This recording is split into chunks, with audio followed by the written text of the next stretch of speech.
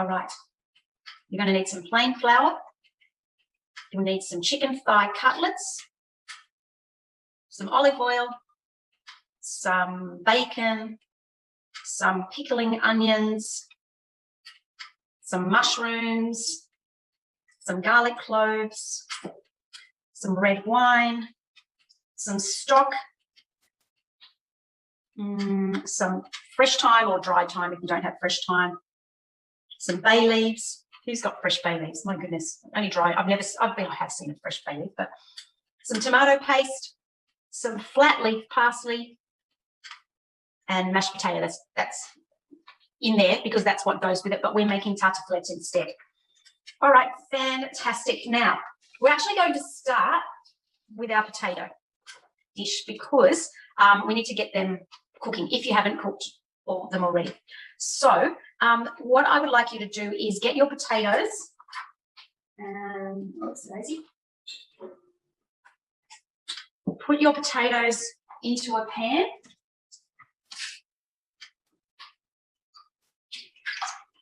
Great.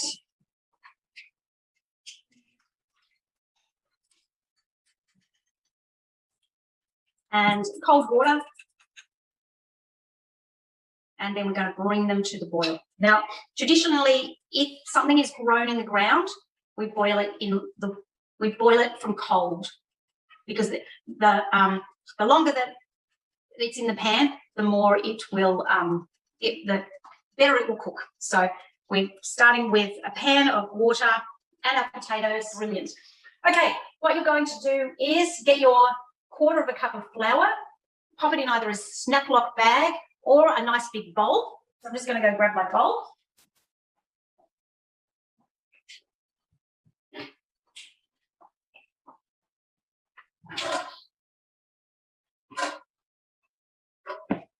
So it doesn't have to be specifically a 1/4 cup because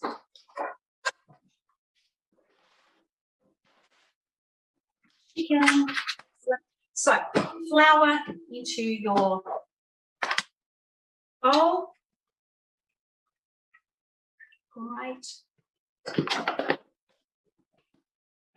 Season with some pepper, so a couple of cracks of pepper or a nice big sprinkle of pepper if you're doing it with that. I'm actually going to put some salt in as well. And just give that a bit of a toss just so that we're incorporating those flavours into the flour. Perfect. And then we're going to toss our chicken into our flour. Now, I know you guys are already capable, but just keep in mind that we're using raw chicken, so we just need to be careful of what that touched. So I'm just putting my chicken in. I got thigh in because it's more tender. Right. You can snip off all the fat if you want to. It depends on the cut and the butcher that you've got it from, whether there's a lot there. And so what we're doing is we're just tossing our chicken into the flour, and this is going to give it a nice little crisp edge, and it will also thicken up our sauce at the end. Beautiful. All right, perfect. Now keep it, remember, I'm just going to harp on about it. Just ignore me if you've already done it, is you had raw meat. So if you need to wipe your board at all, do that. If you need to wash your hands, do that.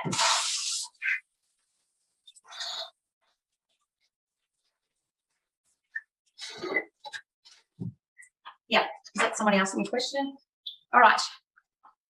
Then the next thing we're going to do is we're going to brown our chicken. So if you want to move your device, this is definitely one of those days that you cover your device with some cling wrap just to make sure that you don't get oil and chicken spattering all over your device. So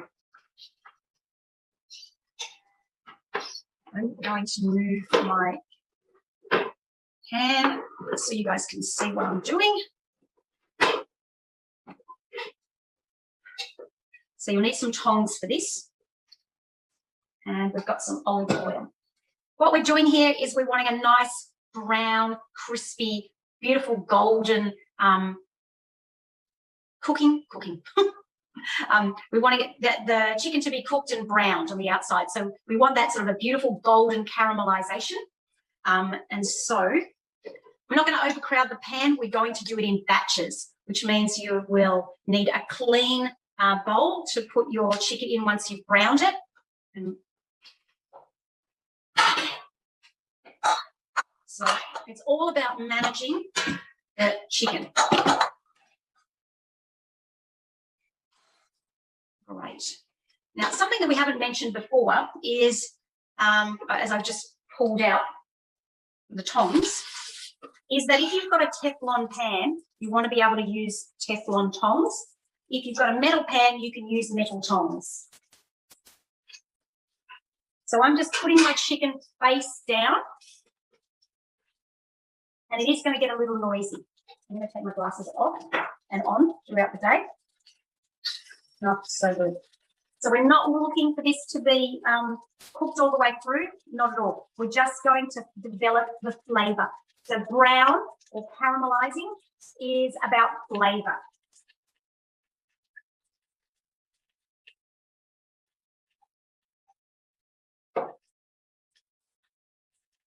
I'm just keeping my eye on the potatoes as well. And I'm just jiggling my chicken around a bit so it doesn't get stuck on the bottom of the pan.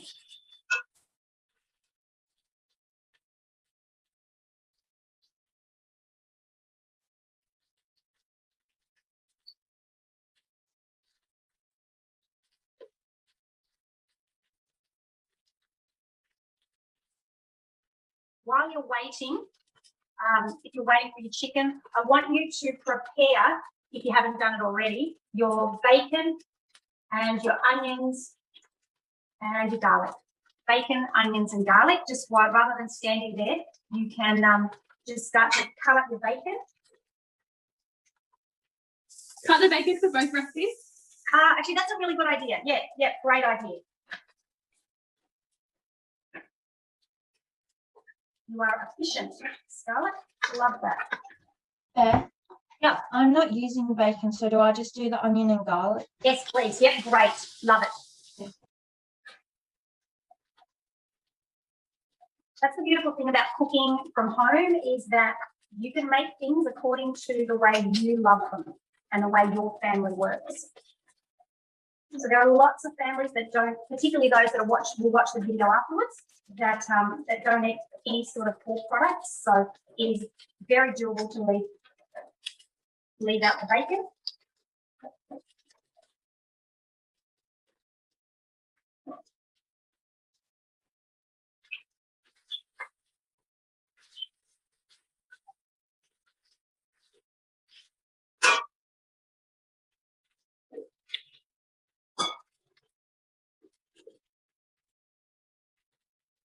All right, my potatoes are well and truly bubbling beautifully now.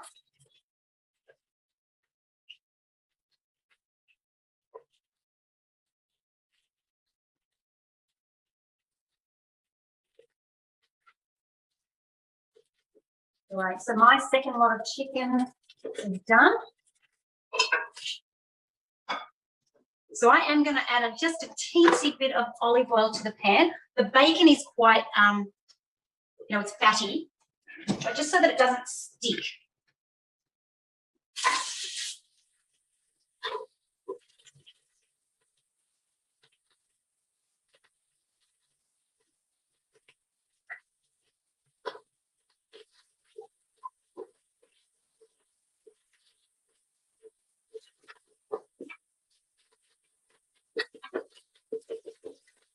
I'm just doing my bacon first, and then I'll add my onion.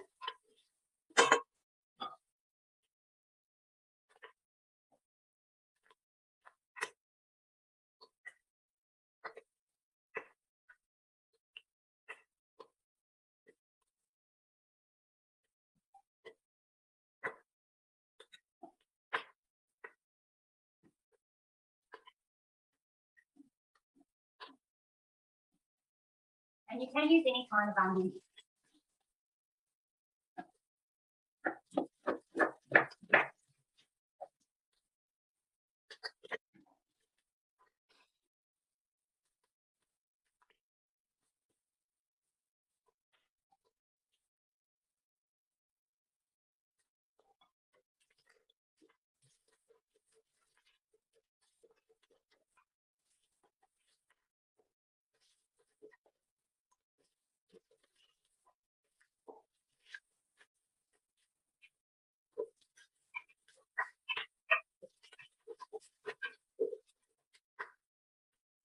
So I've got my bacon and my onions, and then I'm just about to add my mushrooms. Bacon and my onion. And it says 200 grams, so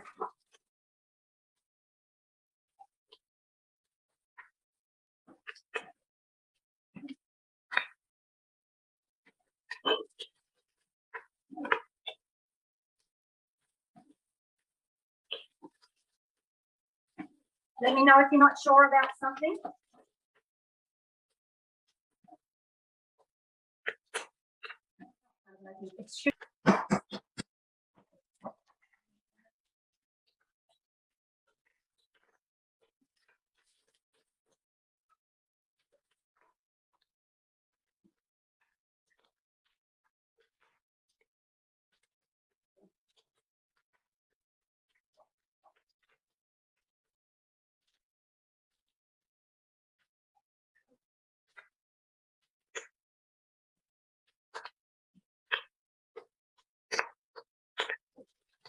Beth?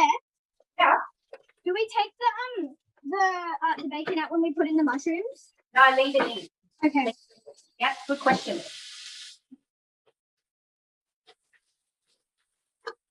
You might need to turn down the pan though.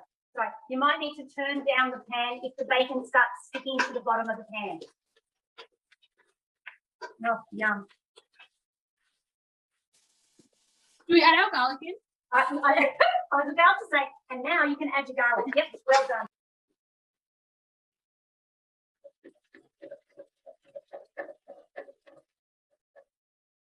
You're adding your garlic now. Cooking that for 1 minute.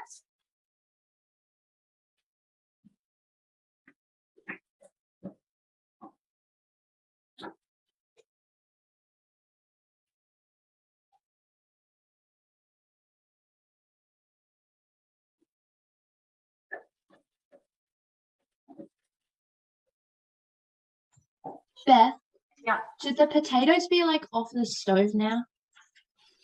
good question. All right, I'm just going to check mine. What I need you to do is take one out using tongs or a slotted spoon and put your knife in. Let me do that now.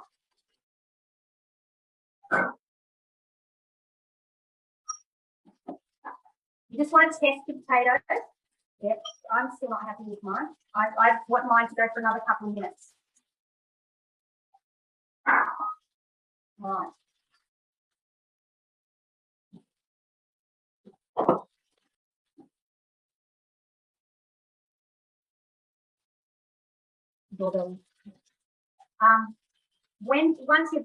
Once you have done that, you can add 2 cups of red wine.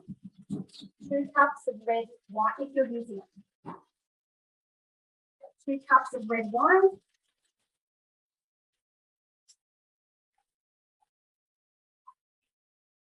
And this is going to bring lots of flavour.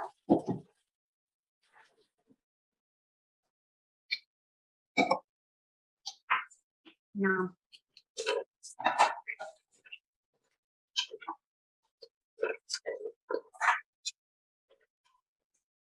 Is anyone not using wine? Just so I can, if you're not using wine, let me know.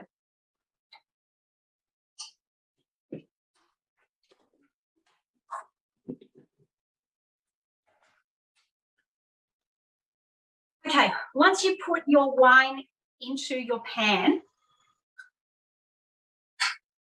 sorry, that's my kettle. Then I want you to go and check your potato. Go and check your potatoes to see how it's going. So you're wanting it to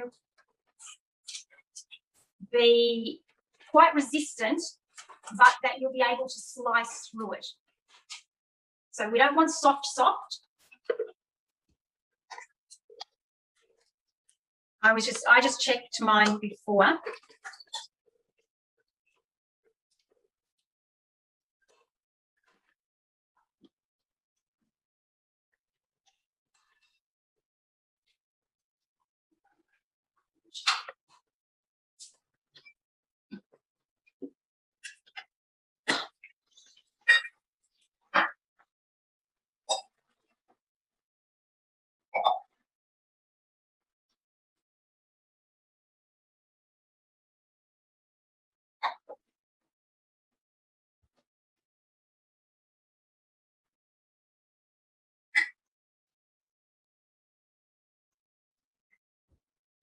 Beth, Oh. when would you like us to turn the oven on? All right. That's because we are doing it on the stovetop. Oh, okay. Yeah, good question. That is a good question. You can do this as a casserole in a casserole dish if you want to, and it will give a different outcome, probably even a nicer outcome. But we're just going to do a stovetop method. But if you want to, I'll walk you through that. We don't have a big enough pot to do it Right. on the stove. Perfect. So this is the oven. So I want you to turn your oven on to 180 degrees then. Okay. Great. All right, guys, take a big deep breath.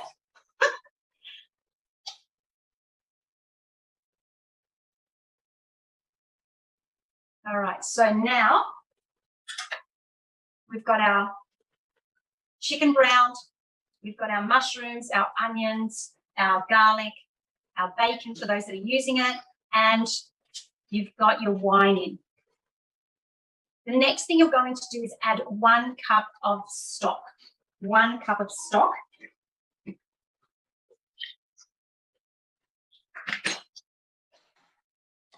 Beth? Yep. Do you want us to put it in the dish that we have? Yeah. Okay, not yet, Nelly. Okay, so what I want you to do is just be making this sauce in on the stovetop, and then I'm going to let you know when to transfer it into the casserole dish. Great. All right, we've gone go. Everyone okay? It's a bit stressful. All right.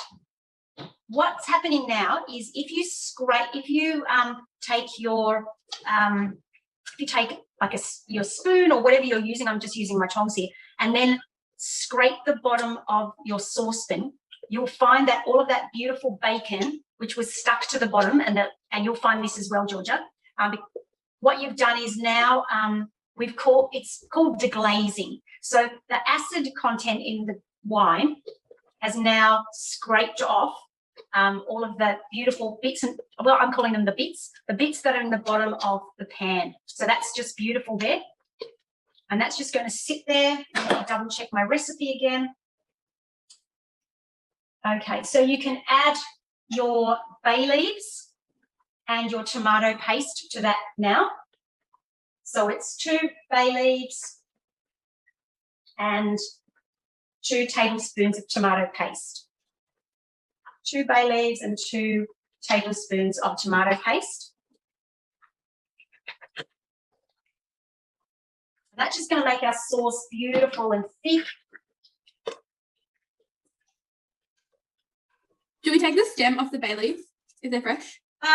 No, because you're going to pull it out at the end. So great question. So once that comes to a simmer, we'll just let that simmer. I think your potatoes will probably be done now.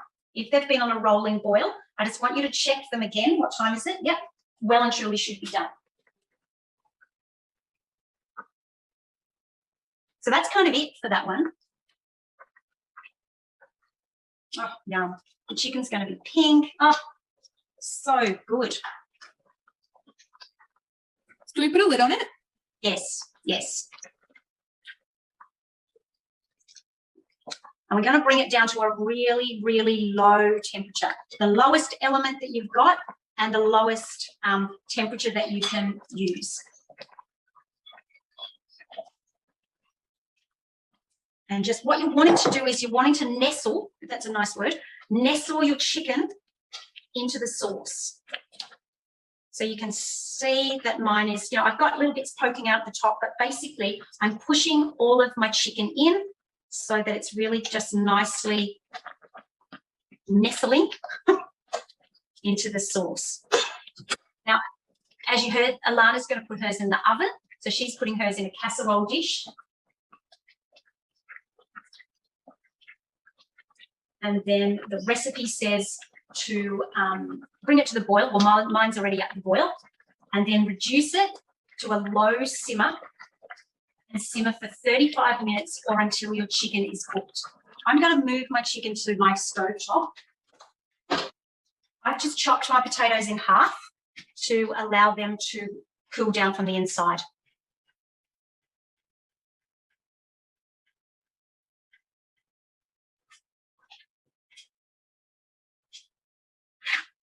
So just to see, because these potatoes, we've just pulled them out of the boiling water, so I've just, all of that steam is coming up out of them.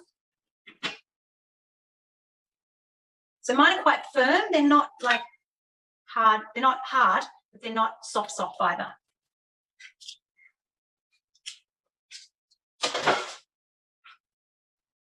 And for you, if you are waiting around, you could slice up your bacon while you're waiting and your garlic. Bacon and your garlic while you're waiting. But Georgia, don't rush, darling. It's all good.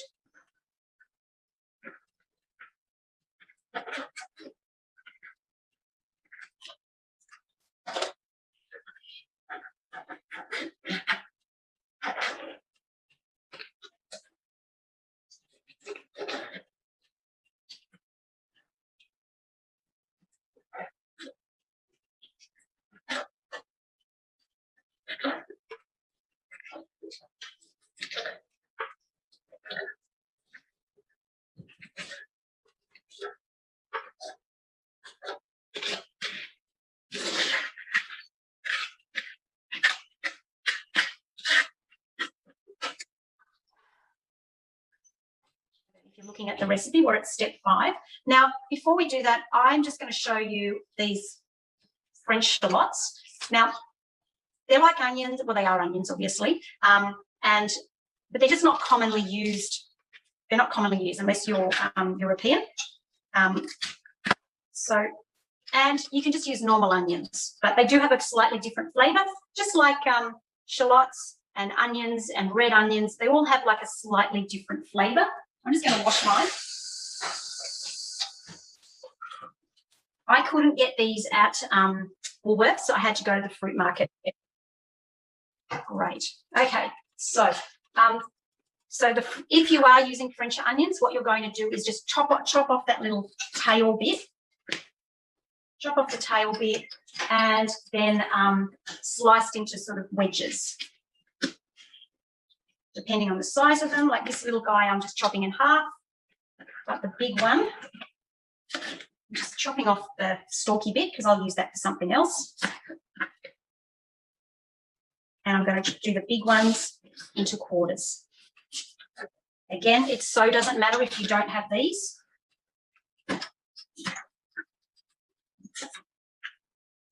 All right, so then if you've got your bacon, onion and garlic ready, you can then start heating up your pan. 6, 1, 2. And then you can start frying. And the recipe says add the bacon, shallot and garlic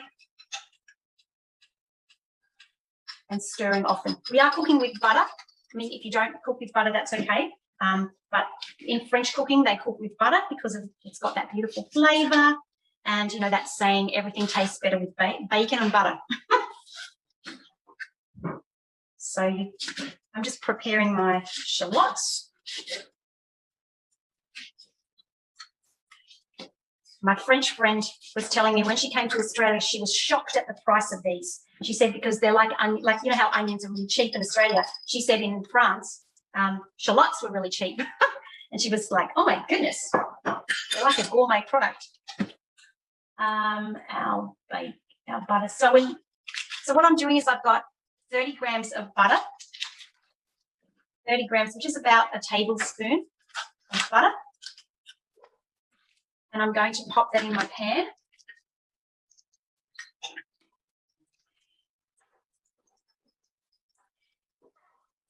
Moving that back where you guys can see my overhead.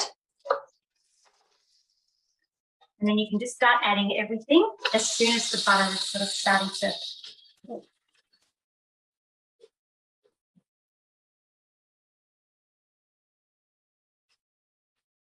Again, if you're not using bacon, that's fine. You just use your shallots or your onion and your garlic. And this is going to be cooked on a lower heat. So we're not, it's not fast. We want all the beautiful flavours to come out. So we're cooking it, and we also don't want to burn that butter. So we're just putting it on a medium to low heat, and we're cooking these slower. Beautiful. The recipe actually says, if I remember, 10 to 15 minutes, but we might not cook them that much for the purpose of the class, but garlic. So just start on a medium heat, starting to fry this up.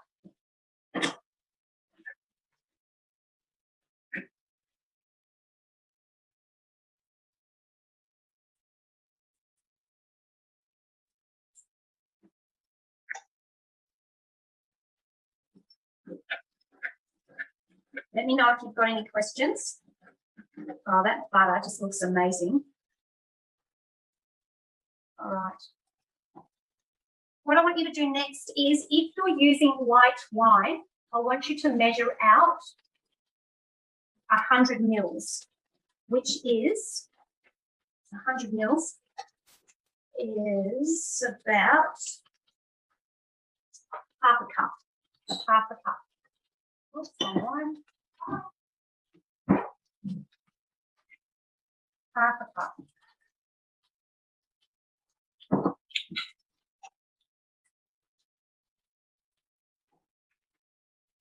Beautiful.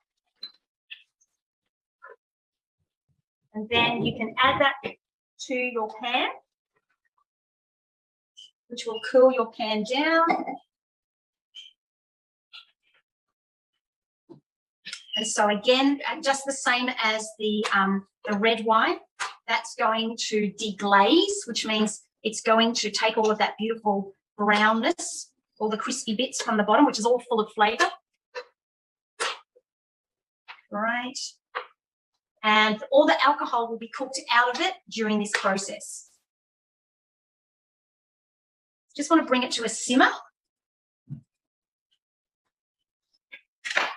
So once your sauce comes to a simmer, then I want you to go and get your potatoes.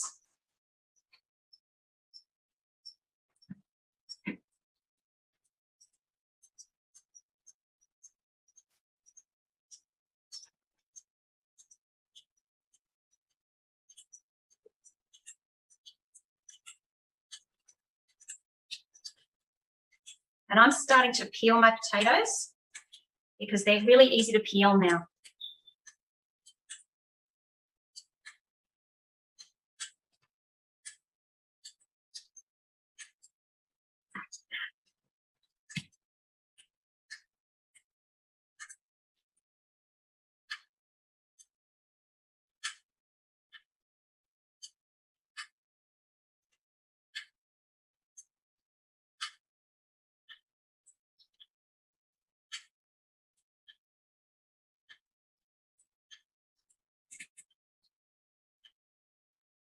Beautiful. When you have done peeling your potatoes, you can then start slicing them, potato bits, just quite thick. You don't want them to be too thin. And we're just going to start slicing. I'm just lying them down so you can see what kind of shape that I'm doing. So if you want to just get all of your potatoes, if you make this dish again, you could keep your potatoes whole if you wanted to, if you did it with time. And you can make, beautiful shapes and just want them to be nice and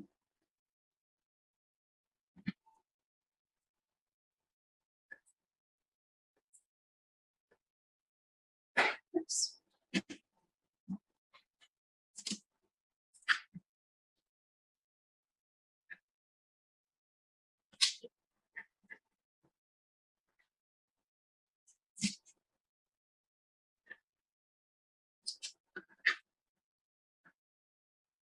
Potatoes are nice and soft, so they're not difficult to slice, just more pesky, time consuming.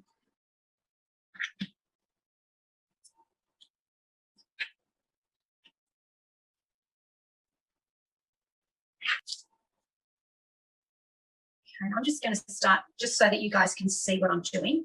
I'm going to start layering my potato on the bottom of my pan. My pan is going to be nowhere near big enough, but that is okay.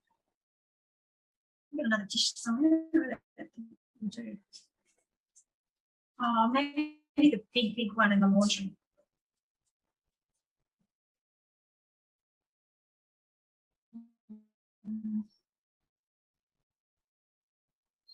You done it, Miss Alana? Great, all right, fantastic. Hayley, where are you up to? So if you've just got normal thickened cream, we'll put 300 mils of thickened cream. If you're using cream fresh, you're going to use 200 mils of cream fresh and 100 mils of pouring cream. I couldn't find it in 2 shops, so it is what it is. My cream into my onion and bacon mixture now.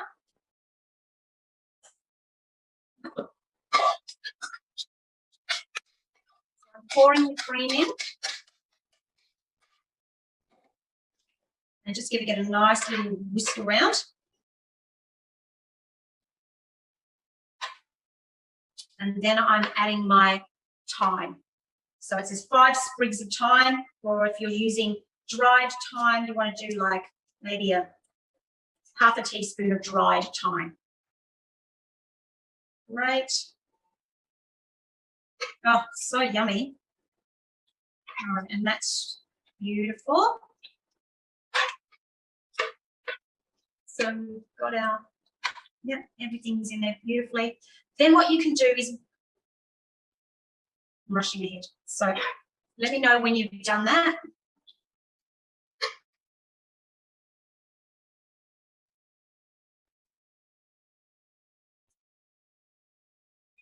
And we're going to layer our sauce and our potatoes over each other. So once you've got your cream fresh and you've mixed it, or your cream into your sauce, then we're just going to start spooning half the mixture on top of your beautiful potatoes.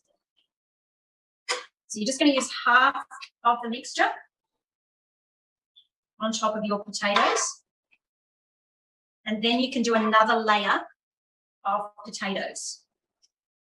Now, if you want to do 5 layers according to your tin, that's absolutely fine. So a layer of your potatoes, a layer of sauce, a layer of potatoes.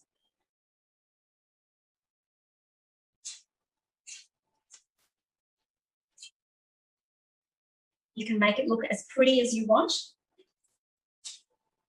If you want to get all of your potato shapes the same way, if that is your vibe.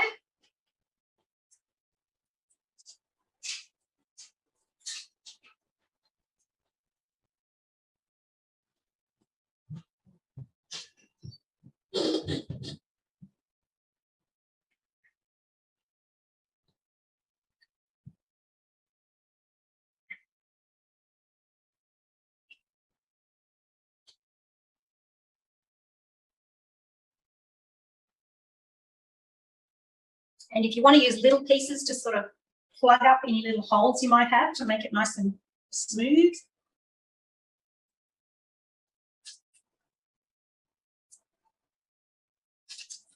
And then you can put another layer, or the last layer of your sauce on, pouring all of that cream so that the cream goes down into the crevices.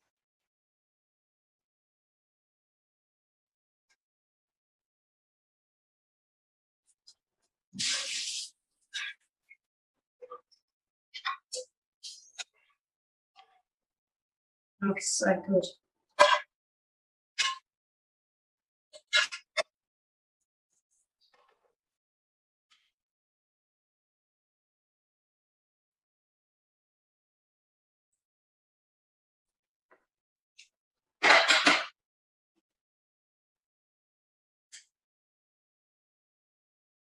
Yum, that looks fantastic. Who's that? Oh, that looks amazing.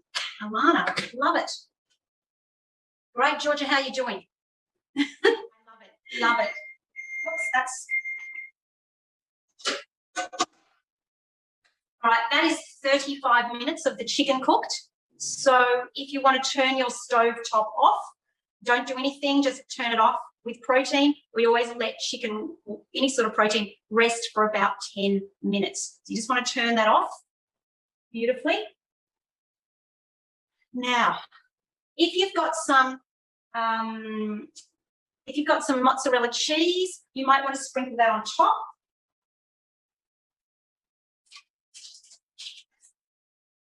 Or you can use tasty cheese, whatever you've got, just some sort of melting cheese. And the reason we put that on top is that it stops the sauce drying out. So I'm just going to put that over the top. Now my sauce has come up quite high, so I'm going to use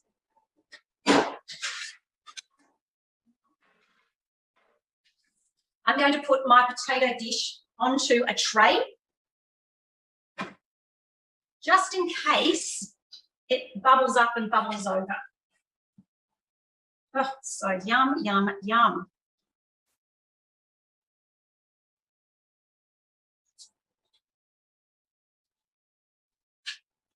Oh, fantastic. Okay, so your chicken, after about 10 minutes of sitting, is ready to eat. It's 25 past 5 for most of us. Great. So you can either bring it, you can let it just sit there until you're going to eat it and you're finished with the tartiflette cooking. And then you can just bring it back up to a slight simmer. Or if you want the sauce to thicken down a bit, you can take the chicken out and put it on a plate and just allow the sauce to cook on a low heat for about 10 minutes just to get the sauce thickened down a little bit. But now you can pop this in the oven. I'm going to pop mine in the oven now. I'm using my tray underneath in case it bubbles